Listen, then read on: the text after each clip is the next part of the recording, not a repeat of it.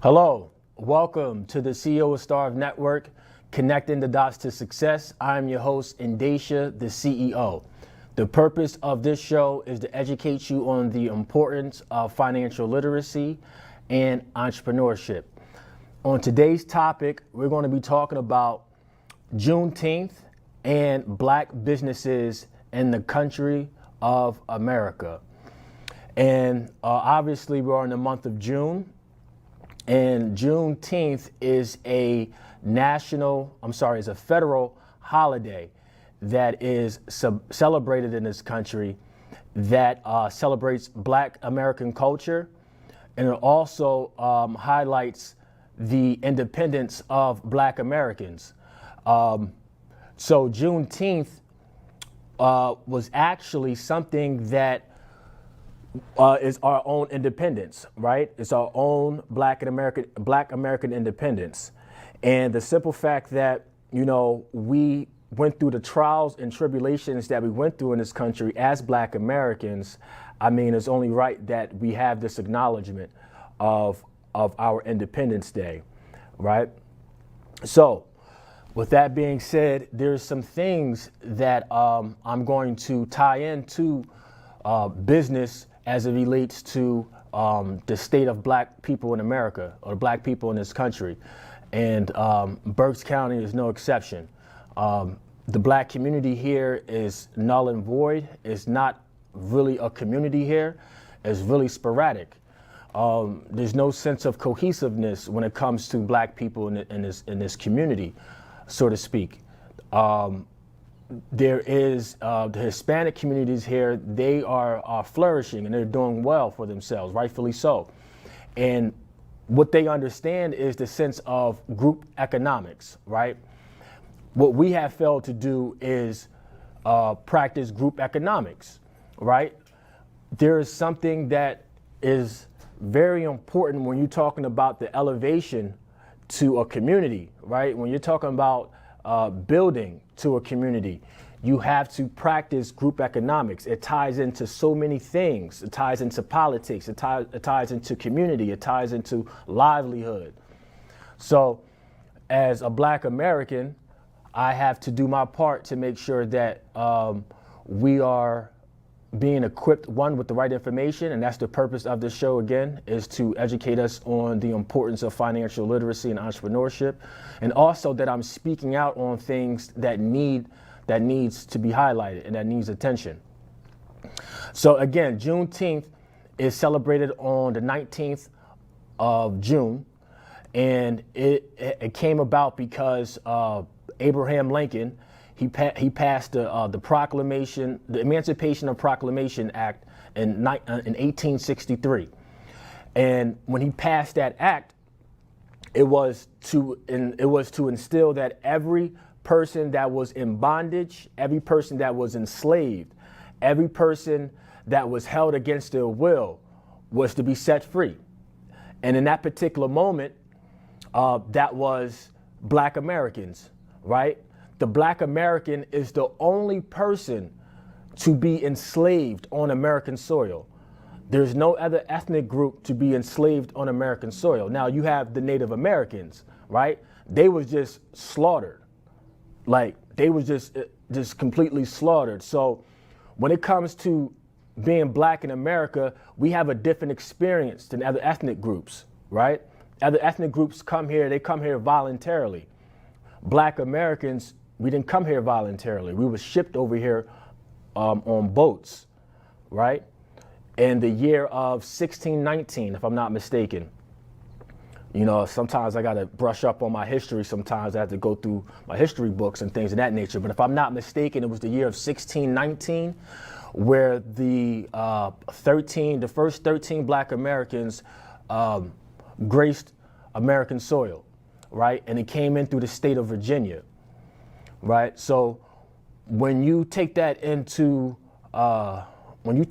consideration, and when you think about that, the purpose of what we were brought here for, it explains the nature of this country, right? It explains the foundation. It explains the inception of what this country was built off of.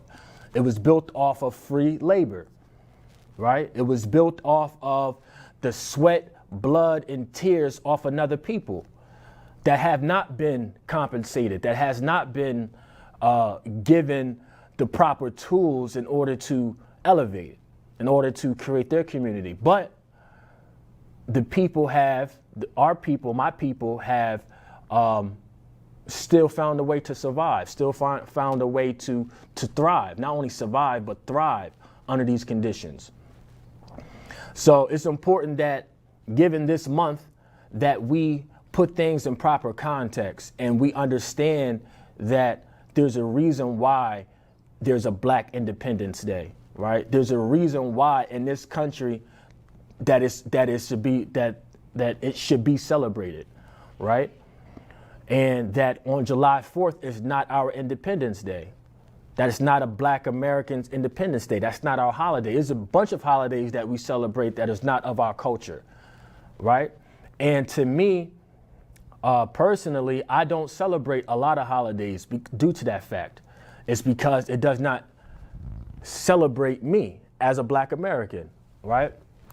So just educating myself and understanding that, self-love and knowing who you are is very important. This country is a country full of immigrants. This is no one's country, right?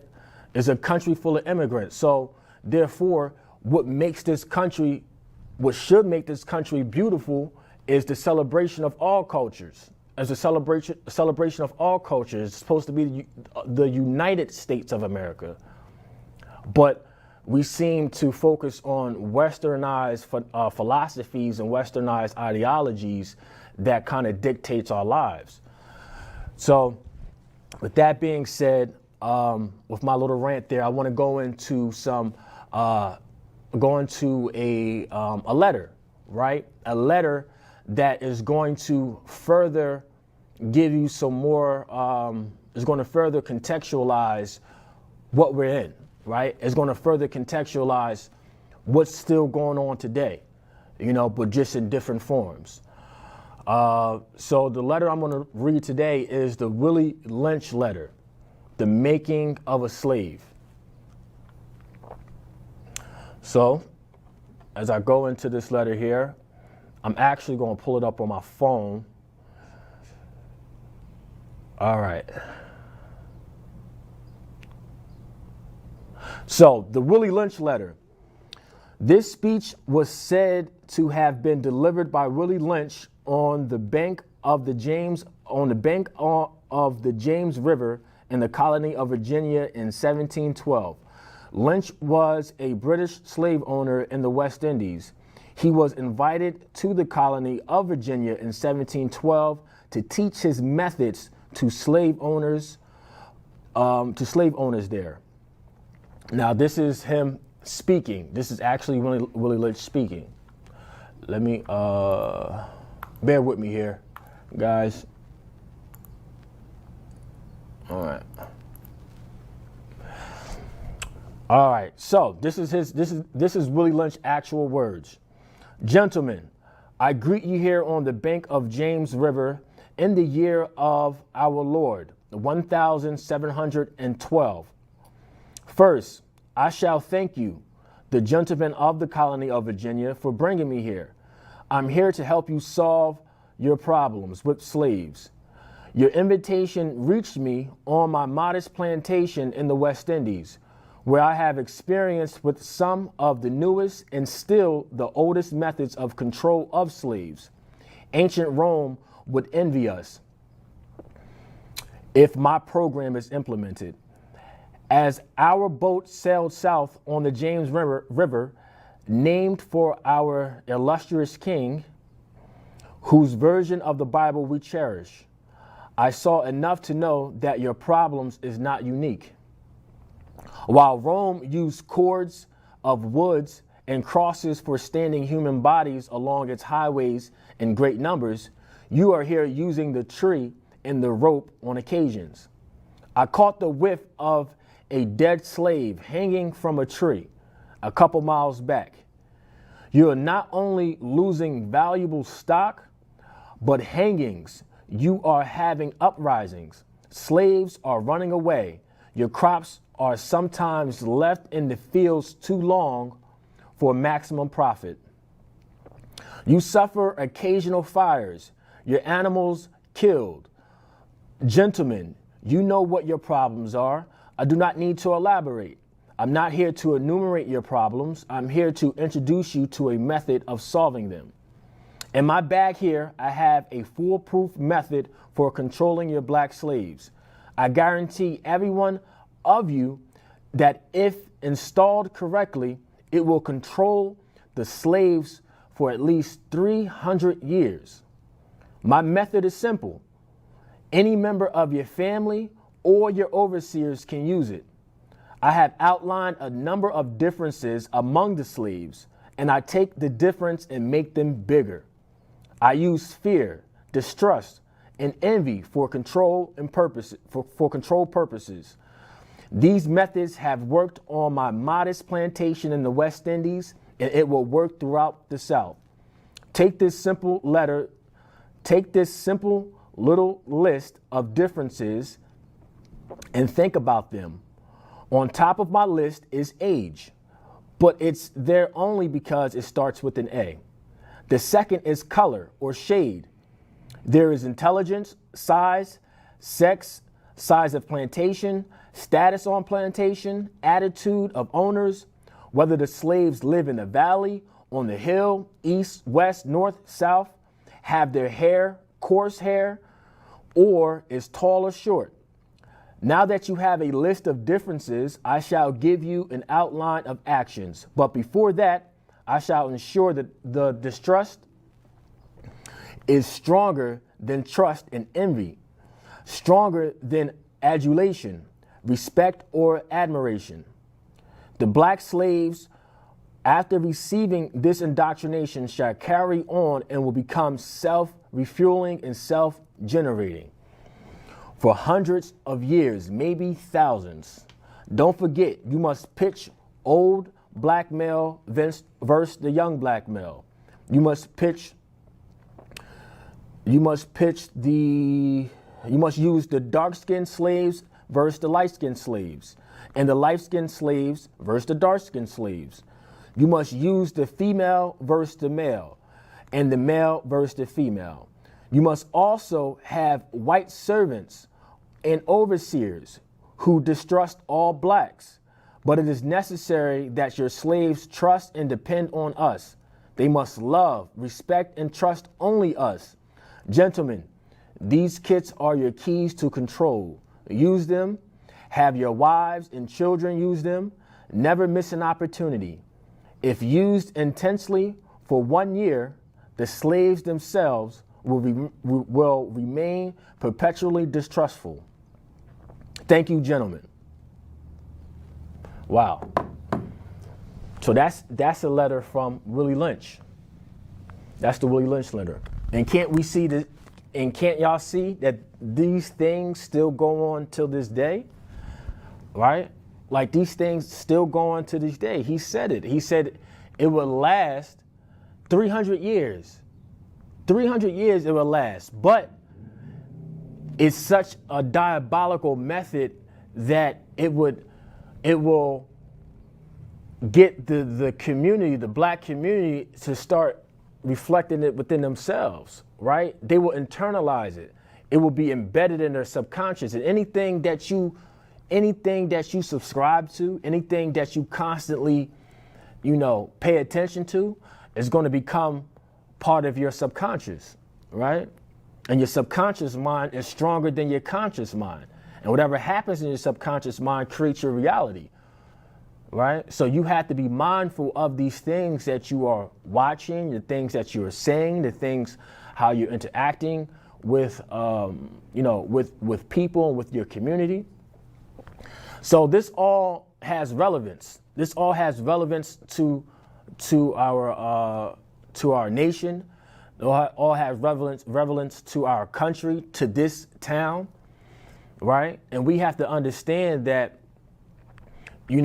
there was a short period of time in this country where after the Emancipation Proclamation that that was passed, that was actually America was great, right? That famous slogan that Donald Trump had, "Make America Great Again," right? And it was a lot of troublesome because it was like, when was America ever great for us, for black people? But Killer Mike, he actually, he's a rap artist. He actually highlighted beautifully on a panel, and he was talking about the history of it, and it was a short period of time, to where as though America lived up to its creed. It was a country for all, right? It was something that was inclusive, right? We had African Americans, or Black Americans, I like to call them, involved in politics, right? In all branches of politics, right? Then after that, we fast forward a little bit, after Abraham Lincoln and things of that nature, after he was assassinated, there was the vice president that stepped in, and he was, he wanted to instill what the mantra was then, and what the country stood for. You know what I mean? So when it comes to black businesses in this country, right, and entrepreneurship, we don't get the resources that we need. We don't get the funding that we need. We don't get the education that we need in the school system, right? So how do we even have a chance? How do we even have a chance to build a community? How do we even have a chance to be successful in business? Do you know that is a very small percentage of black-owned companies that actually go public on the stock market? It's like the percentage is crazy.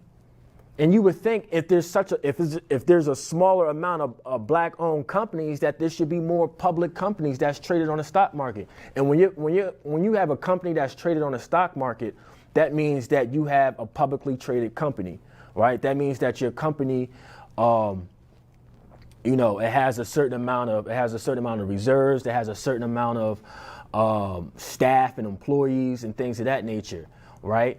And we don't even know how to raise capital in this country. You know what I mean?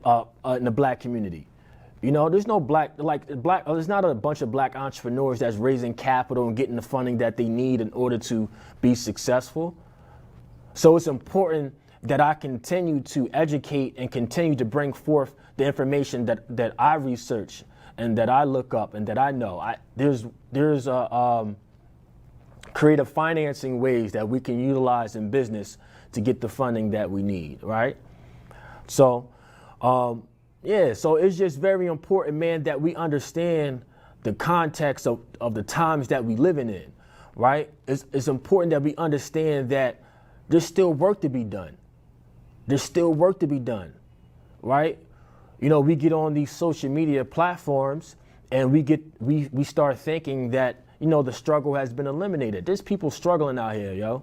I'm in the city of Reading, PA, once known the poorest city in the nation at one point. You know what I mean? And, it's still people struggling, man. It's still people that need help. And what boggles my mind is that people like to act as if this is such farther away, right? People like to act as if these occurrences and these things are so ancient.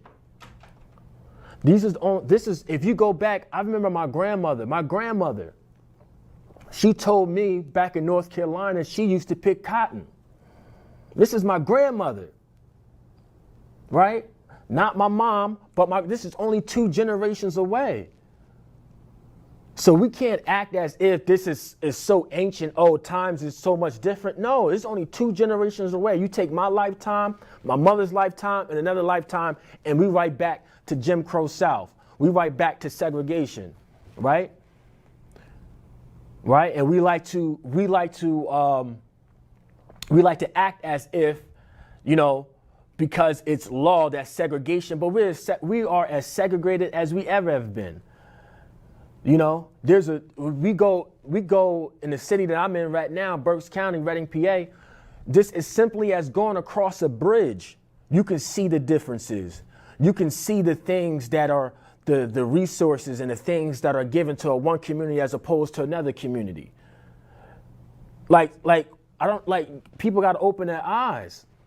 People's eyes is open, but they just choose to what they want to see. They choose to what they want to give their attention to. As long as it's not coming to their front door, people don't care. And that's just the reality of it, right? That's just the condition that we all have been, at this particular moment, have been groomed to feel and think, right? But we have to start being real. We have to start calling a spade a spade. Let's not sit up here and fake it. Let's not sit up here and act like, oh, things are what they are not. And that's what social media has done. Social media has given us the illusion, because you can afford trinkets and you can buy cars and houses, that all of a sudden is an even playing field. No. It's not an even playing field, right? I have a credit score right now that I can purchase anything that I want. I can pull up, I can get a Mercedes, I can do all that. But I'm practicing delayed gratification, because I'm building and looking to build something more significant. Not just trying to keep up with the Joneses and trying to say that I have the latest this and latest that. No, it's deeper than that, right? When you're talking about changing, generations, and you're talking about building a legacy, then it's important that we understand that it's going to come systemically. It's going to come through systemic change.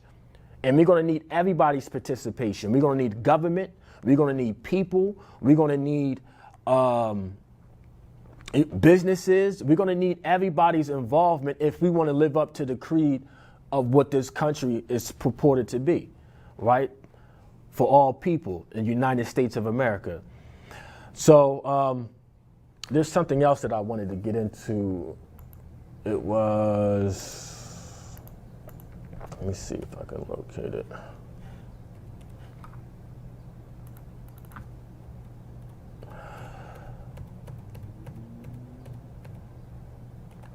So I'm a stickler for words. I like to see words and define them, right? So Abraham Lincoln, he was the president from 1809 to 1865. He put in place the Emancipation Proclamation, right? So emancipation, the definition of it is the fact or process of being set free from legal, social, or political restriction, liberation, right? So understanding that, in that time period, that when he was president, he was so forthcoming. He was so, even though he owned slaves himself, he actually owned slaves himself.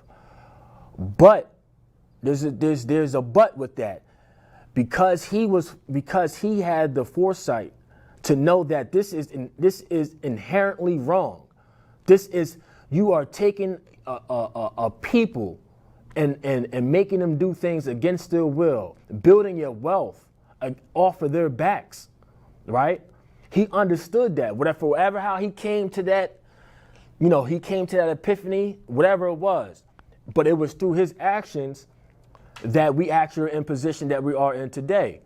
So we have to understand that there's work still to be done. We have to understand that, we have to practice group economics, right? That's the only way. See, we all can do it individually. We can all sit out here and do it individually. But we have to understand that if we don't do it collectively, then that's going to be the fall of this nation. Is that because at the end of the day, it's only so long. It's only so long a people is going to be mistreated. It's only so long a people is going to take that type of treatment. You know what I mean? And it's important that, like I said, that I continue to spread the message, that I continue to spread, that I continue to talk to the people and give them the game, man. And it's going to take a collective. It's going to take the community, right? Because in certain communities, like, in the Asian community, their dollar lasted in their community for over 25 days, right? In the Caucasian community, their dollar lasted in their community for over like 45 days, right? That means a circulation of money. Do you understand what I'm saying? That's group economics. In the black community, our dollar circulates through our community for 6 hours. So that means as soon as that money hits your pocket, 6 hours later, it's going into another community. And who you spend your money with is who you empower. Who you decide to spend your money with is what family you are empowering. So once we understand that we can practice group economics and we can practice empowering each other to where as though we all can come to the table equally and celebrate each other equally on an equal playing field, then at that point, we can be living up to our creed and we be in a better position whole. So at the end of the day, we have to understand that the month of Juneteenth, right? So Juneteenth was started on January 1st, 1863. President Abraham Lincoln declared that all enslaved people in rebellious states were to be set free. This is known as the Emancipation Proclamation. Despite the proclamation, for 2 years, slavery was still rampant in the state of Texas. In the spring of 1865, General Gordon Granger and federal troops arrived at Galveston, Texas, and he announced that all slaves were free. The following year, freedmen in Texas organized and celebrated Jubilee Day on June 19th to celebrate their freedom. Today, it is a national holiday, and the tradition of celebrating Juneteenth has spread all across the United States of America. So, guys, my name is Indesha, the CEO. I want you guys to continue to stay tapped into my campaigns, continue to stay tapped in to the information and our knowledge that I have, because, you know, the people that are tapped into what I have to offer, they're going to benefit from it, right? They're going to benefit from it. Entrepreneurship is something that I preach. Financial literacy is something that I teach. So make sure y'all stay tapped in. And Indesha, the CEO. Peace.